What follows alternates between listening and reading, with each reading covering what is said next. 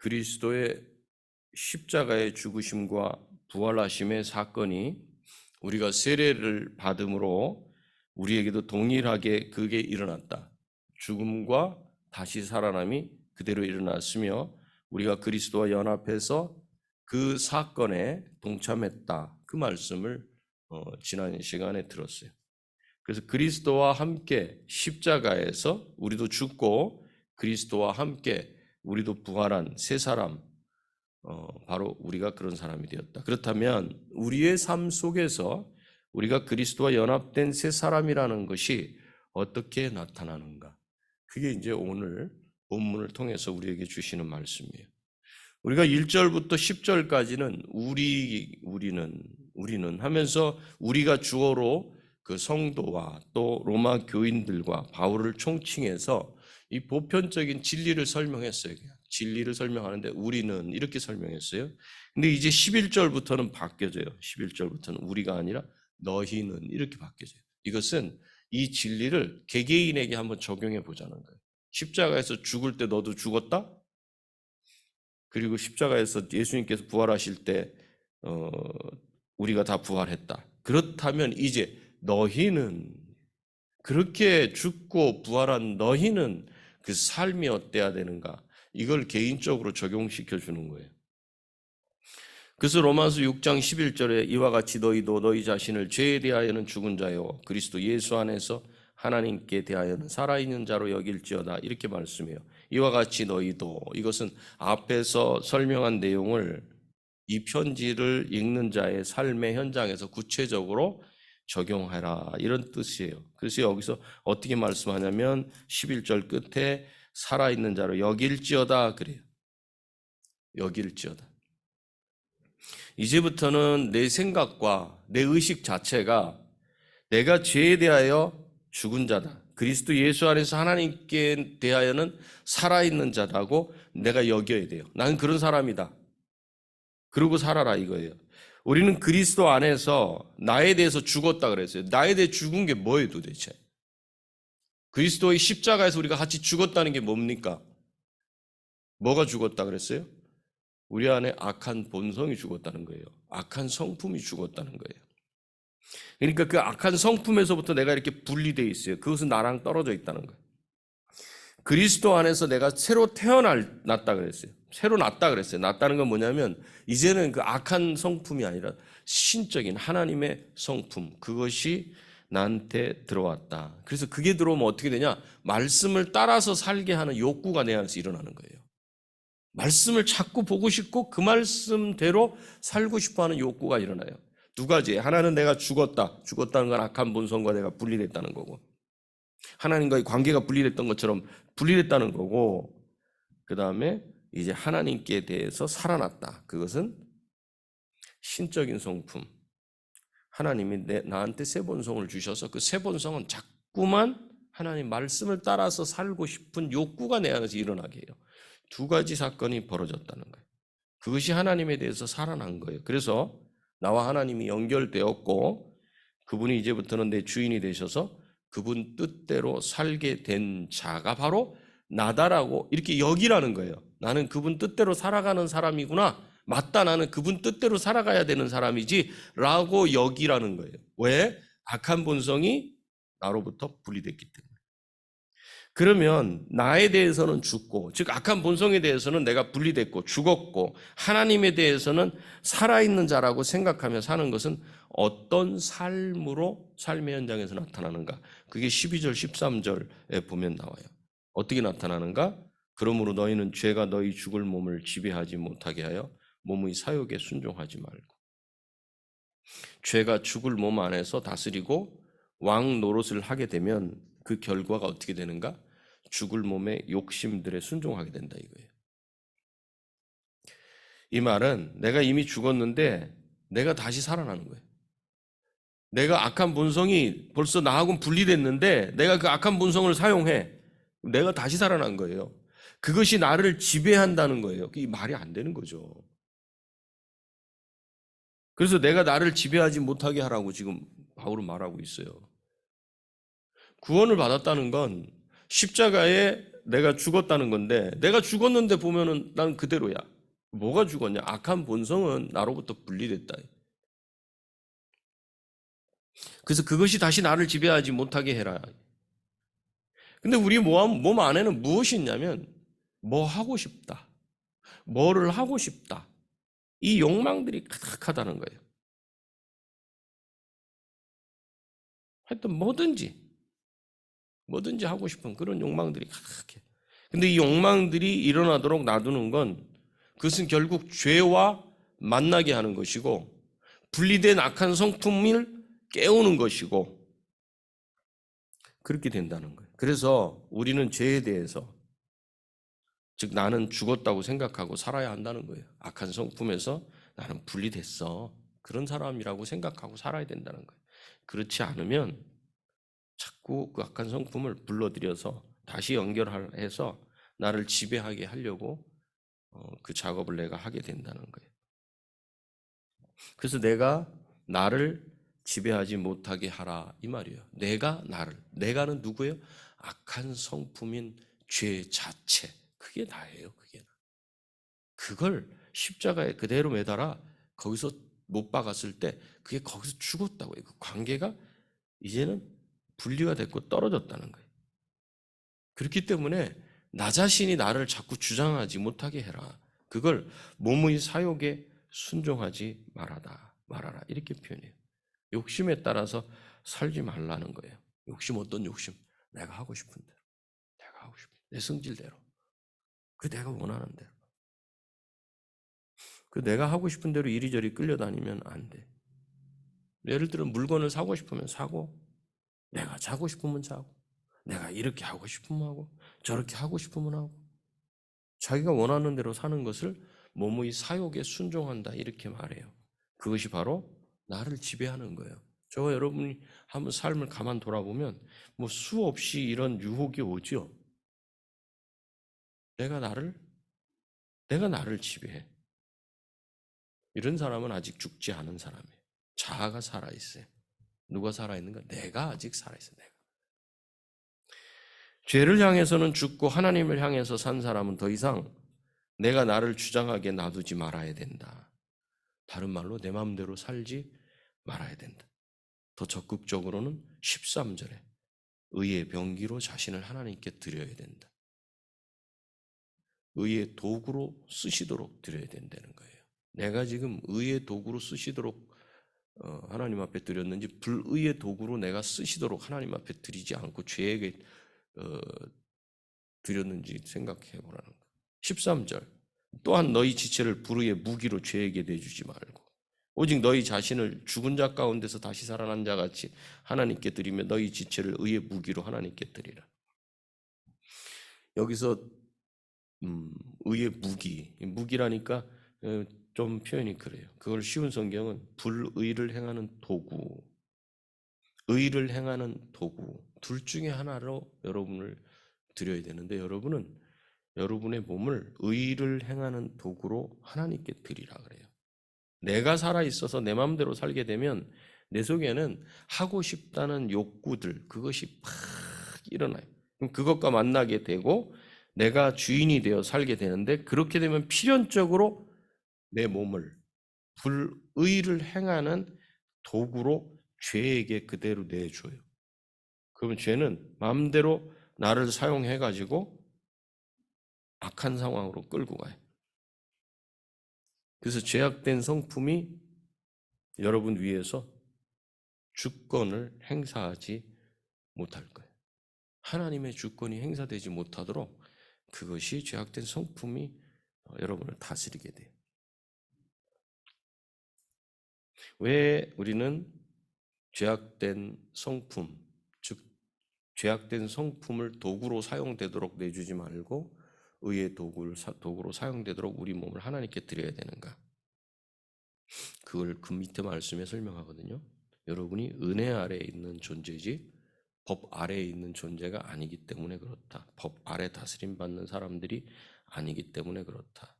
그래서 14절에 보니까 죄가 너희를 주장하지 못하리니 이는 너희가 법 아래에 있지 아니하고 은혜 아래에 있습니다. 이제는 바뀌었다는 거예요. 어떻게 바뀌었는가?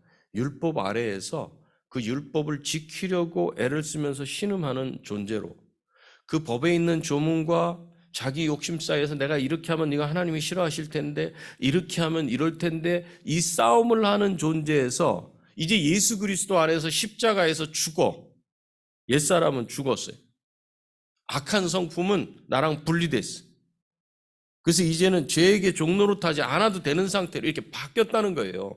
예수 그리스도를 믿는다는 건, 십자가에서 내가 죽고 다시 부활해서 새 생명을 얻었다는 건 이제는 죄에게 종노릇하지 않아도 되는 그런 상태로 되었다는 거예요. 이제는 자기가 죽었으니까 율법과 씨름할 필요가 없고, 율법에서 자유하게 돼서 하나님에게 속한 자, 은혜 아래에 있는 자로 내가 바뀌어졌다. 그래서 우리의 정체성은 누군가 은혜 아래에 있는 자예요. 은혜 아래에 있는 자. 여러분 한번 생각해봐요. 하나님의 말씀이 있는데 그걸 법처럼 생각해서 그거 하나를 어긴 것에 내가 벌벌벌벌 떨고 있는지,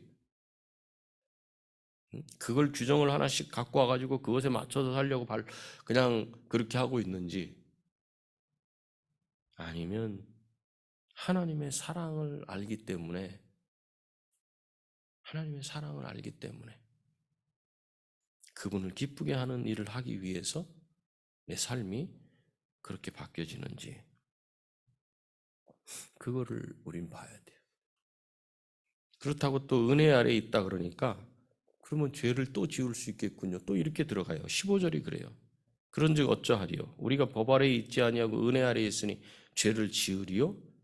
그럴 수 없다. 나는 세례를 받음으로 그리스도의 죽으심에 연합되어서 그리스도와 함께 죽은 존재, 부활에 연합해서 그리스도와 함께 살아난 새 사람이에요. 새 사람. 그 죄에 대하여는 죽고 하나님에 대하여 산 사람이에요. 하나님과 관계가 회복되어서 살아가는 사람이고, 죄와는 관계가 끊어진 사람. 그러므로 이제 이것이 나에게 실제가 되기 위해서 내가 해야 할 일이 있어요. 내가 해야 할 일이. 그것은 내 삶 속에서 죄를 거부하는 거예요. 내 삶 속에서 살아가는 동안 악한 본성이 나를 자꾸 자극을 할 때 내가 그걸 거부해야 돼요. 창세기 39장에 보면은 요셉이 나와요. 보디발의 아내가 그냥 온갖 유혹을 다 해.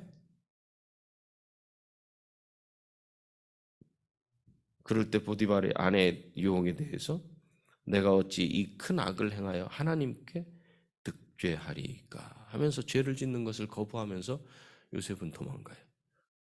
그 포로로, 노예로 끌려와가지고 거기서 그냥 마음대로 살 수 있잖아요. 그거 한번 눈 감아주고 그냥 타협을 딱 해버리면 되잖아요. 근데 요셉은 그렇지 않고 죄 짓는 것을 거부하면서 도망쳤어요. 그렇게 한 것 때문에 그 일로 그는 감옥에 들어갔지만, 그는 하나님 앞에서 내가 죄를 지을 수 없다 이렇게 했어요. 하나님의 백성된 자가 죄와는 이제는 거리가 있기 때문에 내가 그것이 나를 다스리도록 하지 않겠다. 아마 요셉이 이 보디발의 아내의 이 청을 한번 들어줬다면 그 다음부터는 완전히 쇠사슬에 낚싯바늘에 끌린 것처럼, 딱 낚싯바늘 물은 것처럼 그 여인이 하자는 대로 따라갈 수밖에 없었어요. 그게 바로 이 죄의 다스림을 받는 거예요. 그래서 신자 안에는 죄에 대해 미워하고 하나님을 사랑하기 때문에 하나님의 말씀에 순종하게 하는 이 마음이 있어요. 그 속에. 그러니까 내가 죽었다는 건, 죽고 예수 그리스도와 다시 살았다는 건, 이제 새 생명을 얻었다는 건 내 안에 꿈틀꿈틀 하나님의 말씀을 좋아하고 순종하게 하는 그 마음이 있어요. 이 마음을 점점 크게 만들어 가야 되는 거예요. 그런데 만일에 옛 본성, 악한 본성을 자꾸 가져와서 그 다스림을 받게 하면 이 하나님을 사랑하는, 하나님의 말씀에 순종하게 하는 이 마음이 이게 점점 커지지 못해요. 그러면 어떻게 바뀌는가? 서기관과 바리새인들처럼 말씀을 율법적으로 들이대요. 그 말씀을 들어도 그것이 내 마음을 건드리지 못하고 머리를 건드려요. 머리를. 그래서 정리는 되는데 마음으로 와서 내 마음을 찔러가지고 나를 쪼개질 못해. 여러분 가만히 한번 봐야 돼. 요한복음 14장 23절에 예수님이 이렇게 말씀하셔요. 예수께서 대답하여 이르시되 사람이 나를 사랑하면 누구를? 예수 그리스도를 사랑하면 내 말을 지키리니. 하나님을 사랑하면 하나님의 계명을 지킨다 그랬어요. 만일 은혜 아래에 있으면서도 죄를 짓는다면 그것은 죄의 종이 되는 것이다. 이것을 16절에 말합니다. 너희 자신을 종으로 내주어 누구에게 순종하든지, 악한 본성에 여전히 순종하든지,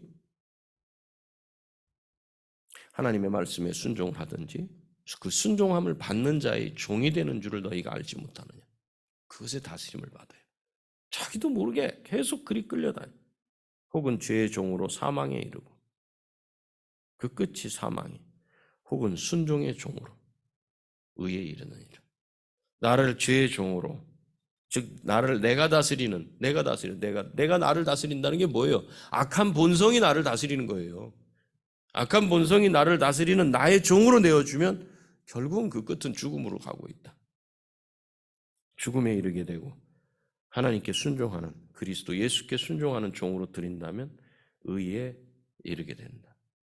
그래서 누구든지 자신을 종으로 드려서 누구에게 순종하게 된다면 그 순종함을 받는 자의 종이 되기 때문에, 은혜 아래에 있다고 하면서 죄를 짓는다면 그것은 은혜 아래에 있는 게 아니라 율법 아래에 있으면서 죄의 종이 되고 마는 겁니다.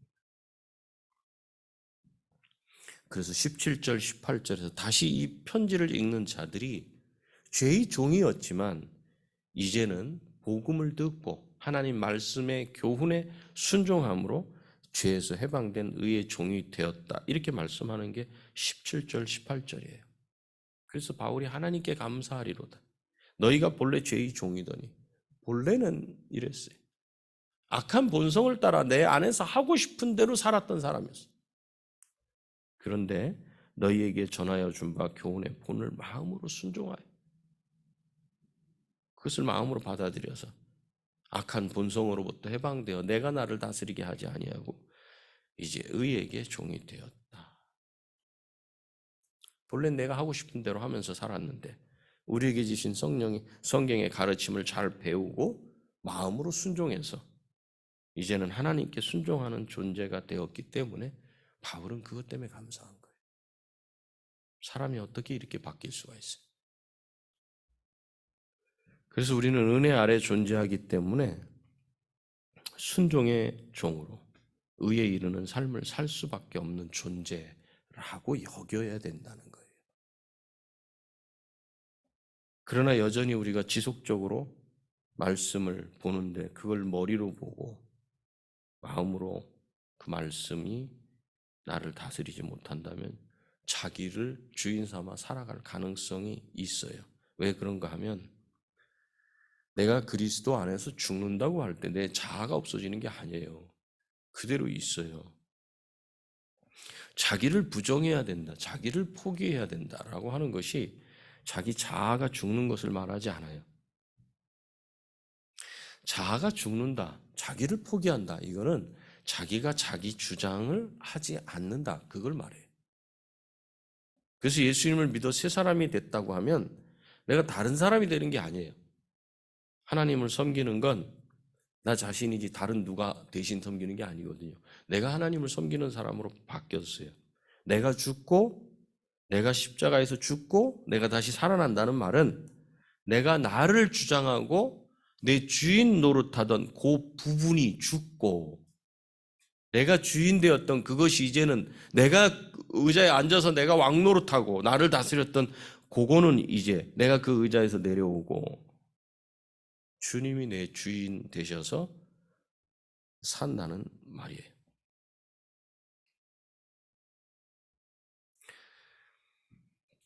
그래서 내 마음대로 살아갈 것이냐, 내 주인이신 하나님의 뜻대로 사느냐, 이 말을 지금 말씀하고 있어요. 그래서 너희에게 전하여 준 바 교훈의 본을 마음으로 순종하여, 이게 뭐냐면 그래 맞다 맞아, 지금 내가 이렇게 하는 건 옛날에 살던 방식이야, 이게 옛 본성이지, 나의 악한 본성이지, 내가 나를 주장하고 고집 부릴 때 그 방식이었지, 근데 지금은 그렇게 살면 안 되지, 하나님 말씀대로 이렇게 해야지 하고 자기가 이렇게 돌이키는 거예요. 그렇게 하나씩 바른 선택을 하면서 살아가는 거예요. 그게 새 사람이 된 모습이에요. 예수님 안에서 나도 죽었다 이렇게 말하는 건 그 이후의 삶이 자동적으로 선택되어져서 모든 일이 예수님 뜻대로 이루어지는 게 아니에요. 그 다음의 과정은요, 내가 선택을 해야 돼요. 내가 선택을 하나씩 할 때마다 내 안에 주신 새 본성이 그때 자라기 시작하는 거예요, 점점.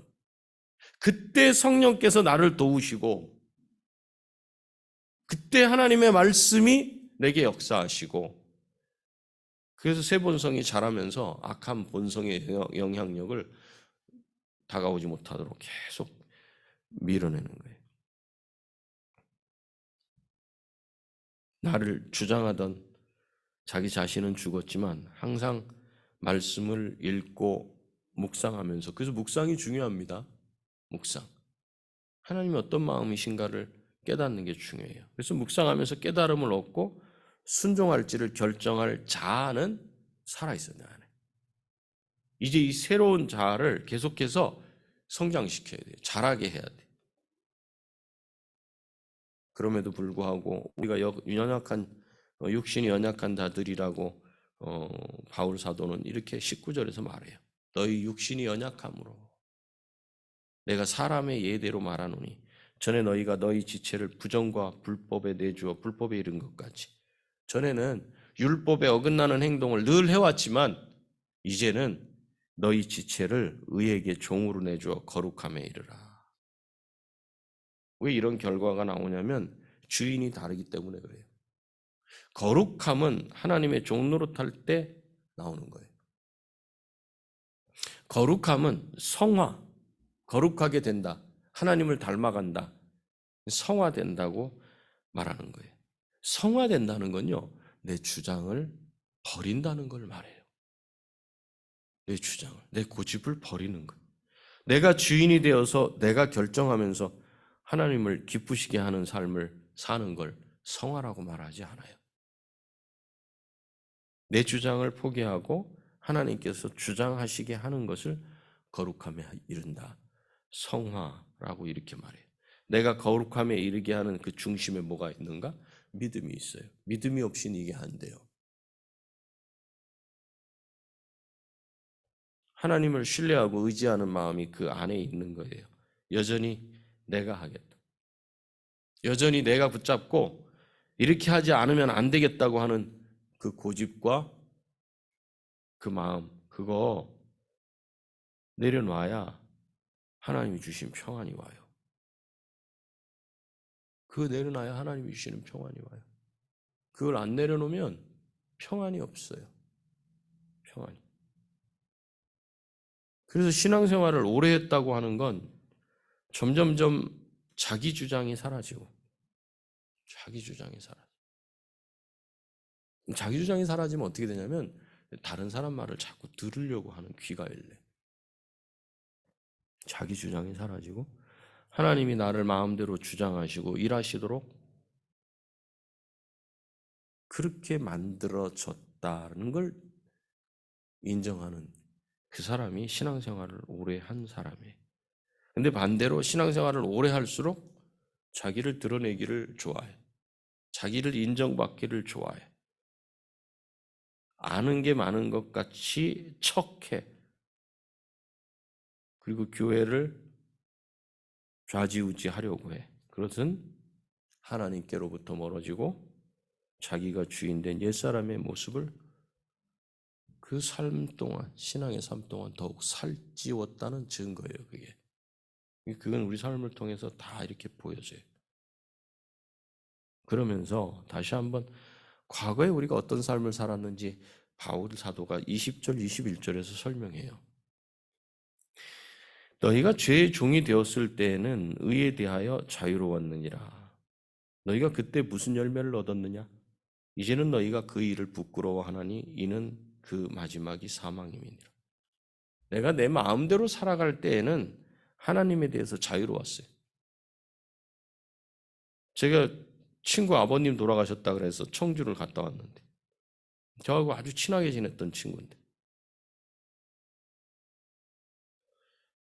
근데 그 부인은 그 대학 후배예요. 그 군에 갔다 왔으니까 들어갔던 그 학년에 이 자매가 있어. 그렇게 결혼을 했어요. 여기서도 좀 살았고 지금은 죽전에서 사는데 이제 전산 그쪽을 해서 지금 사업을 하고 있어.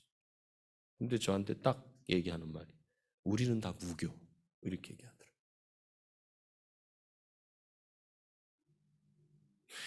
무교. 본인들이 원하는 삶을 살아갈 때 그때는 무교. 그러면 하나님과는 관계가 없어요. 하나님에 대해 자유로워요. 하나님 말씀의 구애를 받지 않아도 되고 의에 대해서도 자유로워요. 그냥 내가 원하는 대로 살면 돼. 그때 어떤 열매를 맺었는지 돌아보면 부끄러운 거예요. 왜냐하면 그 마지막이 죽음이기 때문에 그래요. 그 마지막이. 지금 돌아다 보니 알게 된 것이라는 말이죠. 지금 믿음을 갖고 뒤돌아보니까 아찔하다는 거죠. 그 길 끝에 사망이 있다는 걸 알고는 머리칼이 쭈뼛쭈뼛 서는 거죠. 그런데 이제는 바뀌어졌다는 걸 22절이 말하고 있어요. 그러나 이제는 너희가 죄로부터 해방되고 왜 이야기를 계속하는가? 구원을 받았고 믿음 안에 살아가는데 이 의식이 분명하지 않으니까 그 옛 본성, 옛 사람이 자기를 계속 다스리도록 그냥 허락을 하고 살아간다는 거예요. 내가 주인 되어 살던 그 삶, 그 삶으로 계속 간다는 거예요. 그 또 말씀하고 있어요. 너희가 죄로부터 해방됐다. 내가 주인 되어 살던 그 삶에서 벗어났다. 하나님께 종이 되어 거룩함에 이르는 열매를 맺었으니 그 마지막은 영생이라. 자기가 주인이 되었다 살았던 그 마지막은 죽음 사망이었잖아요. 그런데 하나님께 종이 되어 죄로부터 해방된 너희는 이제 영생을 소유한 자들이다. 내가 나를 주장하지 않고 하나님이 이끌어 가시도록 내어드리면서 따라갔더니 그 결과가 무엇인가? 영생이라는 열매를 맺게 되었다. 영생이 뭡니까? 영생이. 영생은 하나님 말씀을 따라 순종하며 살아가는 걸 말해요. 선악과를 따먹지 않고 살면은 뭘 얻어요? 영생을 얻어요. 영원한 생. 따먹으면 사망이 오는 거예요. 죽는 거.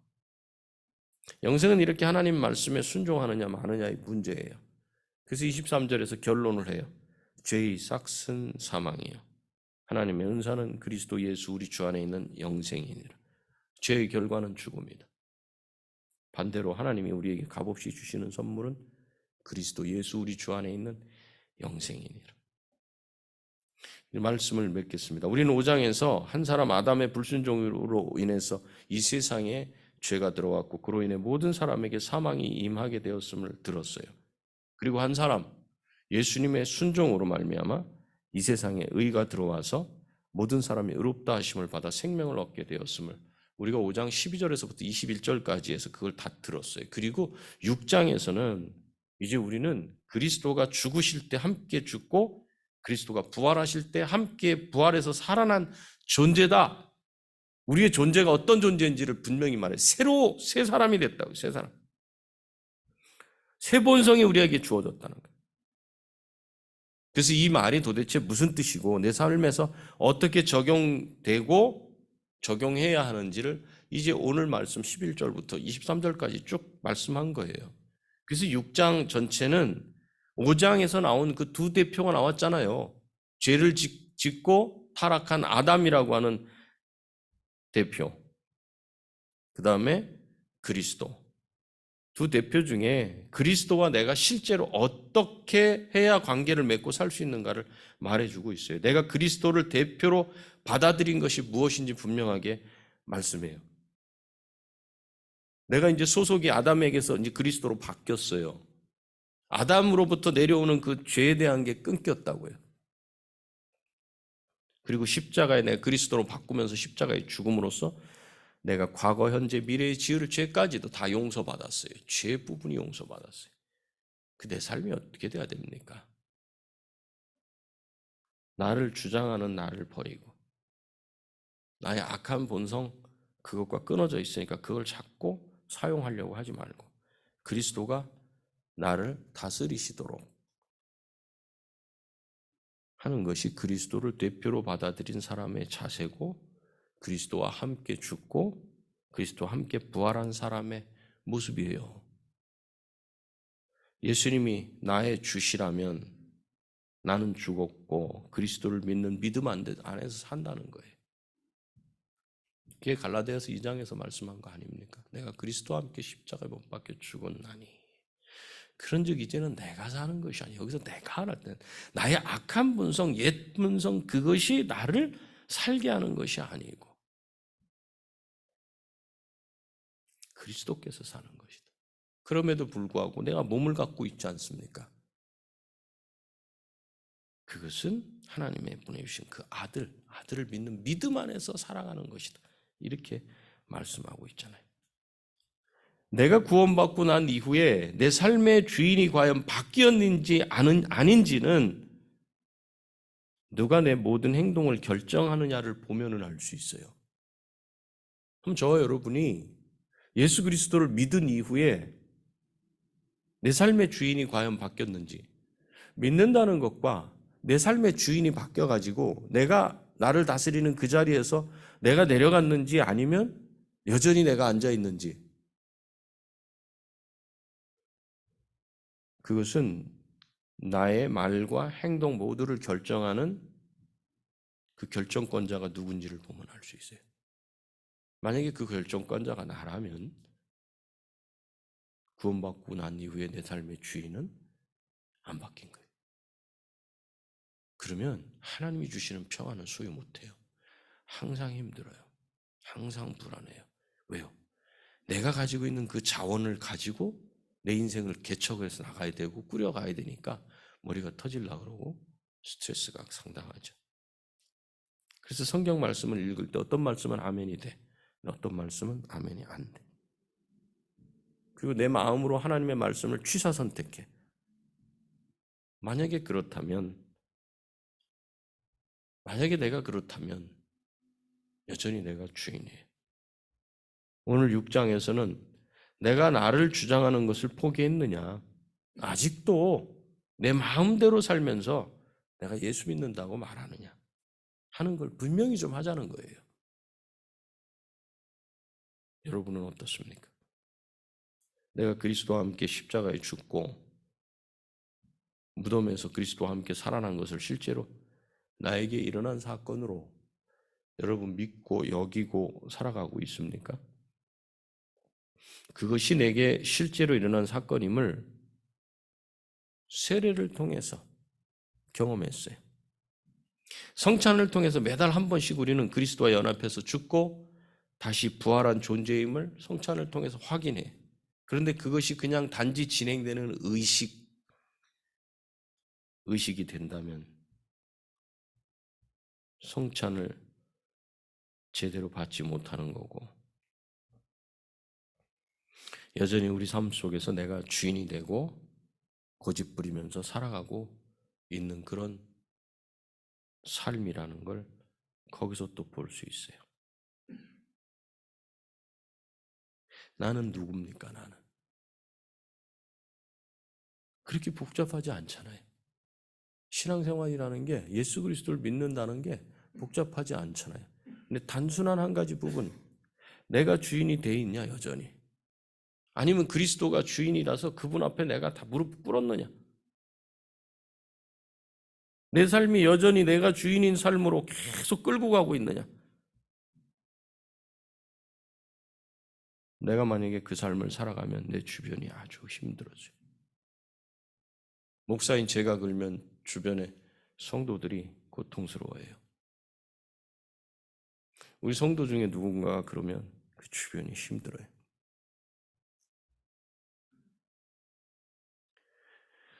여전히 내 고집대로 살아가면서 내가 주인 되어 내 주장을 따라 살아간다면 어쩌면 그것은 구원과 관계가 없는 그런 상황일 수도 있어요. 그러나 구원받았음에도 여전히 내 옛사람의 본성을 따라서 그리고 내 주장을 따라서 살고 하나님 말씀을 나의 유익에 따라서 선택하며 유익에 따라서 선택한다는 것은 내 마음에 평안할 때는 하나님 말씀을 따르지만 그렇지 않을 때는 그 말씀을 덮는, 이게 이제 유익에 따라서 하나님 말씀을 받다 안 받다 하는 그런 거거든요. 만약에 그렇게 살았다면 회개해야 돼요. 이제는 기회가 없습니다. 더 이상. 이 말씀을 우리가 들었기 때문에 회개하고 그 삶의 주도권을 주님께 돌려드리고, 내가 쥐고 있었던 그 모든 것을 주님 앞에 올려놓고 나는 죄에 대해 죽고 하나님에 대하여 산 존재로 여기며 살게 되실 때 하나님이 주시는 평안과 그 복, 이걸 누리게 되시는 여러분이 되시기를 축원합니다. 기도하시겠습니다. 주님, 우리가 죄에 대하여는 죽은 자로 여기라고 하셨는데, 우리가 예수 그리스도께서 십자가에 죄를 짐을 지시고 죽으실 때 우리 역시도 죽고, 예수님 다시 부활하실 때 우리도 부활한 새 생명 얻은 존재라고 그렇게 여기고 살아가라고 말씀하시는데, 이 땅의 삶 살아갈 때는 여전히 나의 옛 본성과 성질과 악한 본성이 가까이에서 내게 손짓을 하고 그것을 따르게 하고 그것을 부리게 합니다. 주님 용서하여 주시고, 이제는 그리스도 예수님이 주인이 되셔서 나를 인도하실 때 내가 감정을 따르고 내 본성을 따라서 주님을 무시하고 주님을 밀어내고 내가 그 자리에 앉지 말고, 이제는 속이 터지고 답답해 죽을 지경이라도 주의 말씀에 순종하여 나를 죽이게 해 주십시오. 다시 죄악의 자리에 들어가서 나뿐 아니라 주변이 고통 가운데 처해지도록 하지 않고 내가 하나님이 주시는 평안을 누림으로 나를 통해 주변이 평안을 찾을 수 있도록 허락해 주시옵소서. 혹여라도 내가 이 복음을 깨닫지 못하여서 악한 본성을 사용하고 내 방식대로 내 멋대로 살아서 주변에 신음하고 고통하는 자를 만들었다면, 주님, 내가 오늘 회개하며 주님 앞에 다시 나를 맡길 때 붙잡아 주시고 살려주시고, 이제는 주님 주시는 평안 안에 거할 수 있는 참 복음을 소유한 자로, 하나님의 백성으로 새롭게 신앙생활을 이제부터 다시 시작할 수 있도록 역사하여 주시옵소서. 우리가 바리새인과 율법사들처럼 서기관들처럼 우리 주님이 화 있을진저 하신 것처럼 악한 모습으로 천국문을 막는 자들 되지 아니하도록 우리를 붙들어 주옵소서. 예수님의 존귀하신 이름으로 기도하옵나이다.